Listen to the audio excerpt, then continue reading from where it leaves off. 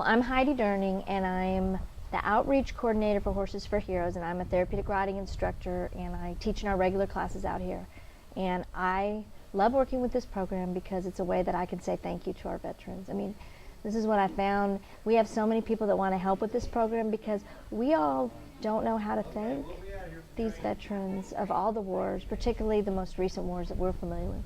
And this is the way we can say thank you. My name's R.O.C.K, and I first came to R.O.C.K in 2008, June 2008, about 3.5 weeks after they started the Horses for Heroes program here. And when I first came, I was still recovering from several of my surgeries. I could barely walk, and I was hardly talking. And R.O.C.K has truly transformed my life. If it wasn't for R.O.C.K, I wouldn't be here today. I mean, I was going downhill big time. You know, had been in the military since I was 17 because I came in, enlisted first, and then became an officer. And it was everything I knew. I'm also an Air Force brat, so the military's been everything to me. So I, lost my soldiers, I lost my family in a way, and R.O.C couldn't have come at a better time. We can serve on Tuesday evenings up to 16 veterans. And it's not just veterans, it's also active military personnel. So that's how many we can serve on Tuesday evenings.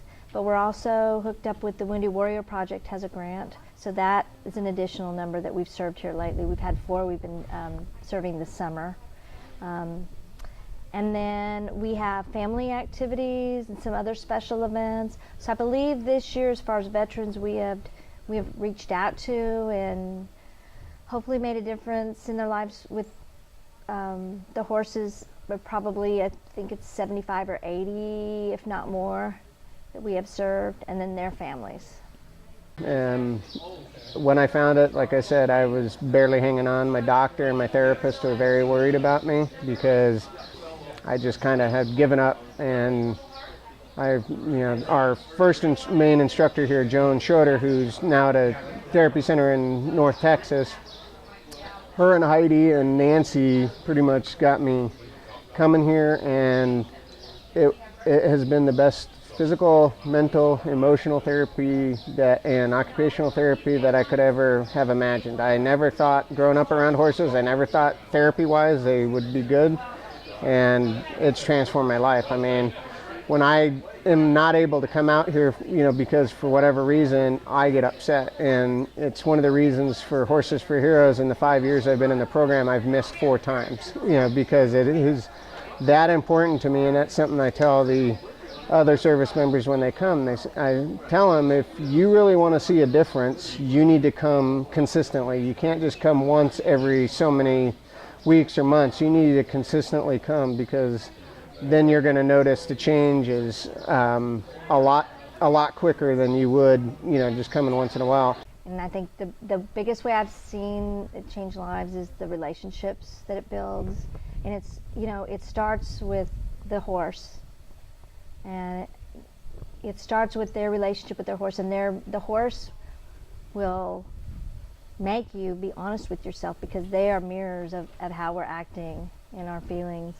And when we're honest with ourselves, then it builds a relationship with the horse. When you build a relationship with your horse, it builds your relationships with the people around you. So for our veterans, that's going to mean their relationship with their spouses, with their friends, with and many relationships out here. You think that they're going to come in for their assessment and say that they want help with their back pain, their knee pain, all their physical pains, and what they come in and say is, they want to work on their relationships. That's what it's all about. So, if you caught me earlier today, I probably would have had cheers for you, because I've already. But it is all about relationships, and so, when we can help them to have better quality relationships, they're going to have a better quality life, and they're going to be able to move on with their lives. They're going to be able to get along better with civilians. We were just talking about this tonight with some of the counselors, the professionals that came out, that these soldiers are used to being around 100% pretty much their other soldiers when they're off to war, and then they come back, and many of them say that it's actually easier when they're deployed, because they know what to expect. When they come back here, this is what's hard. Real life is really hard. And getting along with civilians and their families, relationships are hard. Nancy says movement changes things, and that's why we started all this.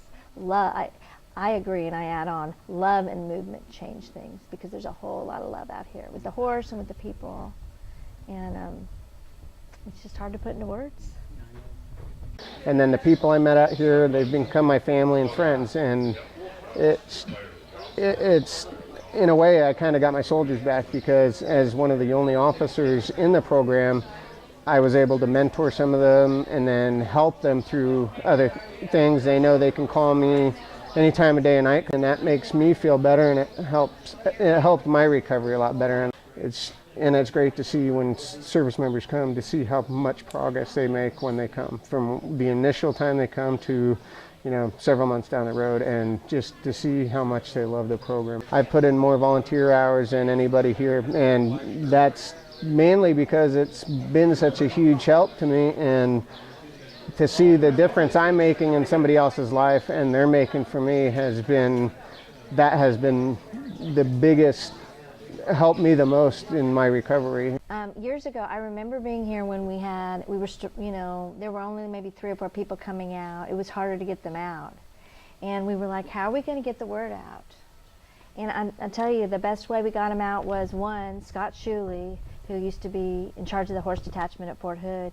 He would literally have the soldiers, the veterans, in his car and bring them out here the first time. But a family member, I would say, sometimes just getting them in your car, you find them during the day in a window of time when they might say yes, when they're feeling better, and see if you can talk them into just coming out one time, just giving it a try, and bring them out here one time, and then we'll take care of the rest of it, as far as welcoming them, loving on them, doing everything we can to make sure they feel at home here, because we want this to be like a home to them. We want it to be their community. I mean, I owe R.O.C.K everything. I mean, they have just done so much. My family can't believe how well I'm doing as a result of, just being out here and moving around. A lot of people don't even realize that I walk with a cane because I move around so well, and it's hard to put in words what those horses mean, but I never thought, again, growing up around horses, I never knew that the horses read so much off your emotions and stuff, which has helped me a great deal with my anxiety and what have you. So being able to work with that horse has calmed me down, helped me work through my issues, and then to have that bonding aspect with that horse has been another huge part. And being able to bond with that horse, when they hear your voice and they right away start coming to the gate, or if they're in their stall, they perk up and turn around or whatever, they know you and they know you're a good person, and they love working with you. It has so much meaning, and it's just, you get a love for these horses, and quite frankly, sometimes they're better people, they're better therapists than some of the therapists out there, and which is interesting because they're amazing animals. So I would say to the family members, if you're a veteran or you're an active military person who's struggling, is saying no, don't ever give up. Just find the opportunity where they'll say yes and bring them out here. And even if it's not on a Tuesday night, bring them out here during the week and ask for Heidi or Nancy or Cindy or Judy, and have them come out here, because when they say yes, you have to take that opportunity and come out when they say yes. And that might be on a Monday or a Friday. But if I'm here, I'll give them a tour, and we'll start welcoming them to the family at that time, and then we'll get them on a Tuesday night. But don't ever give up. Keep asking them to come.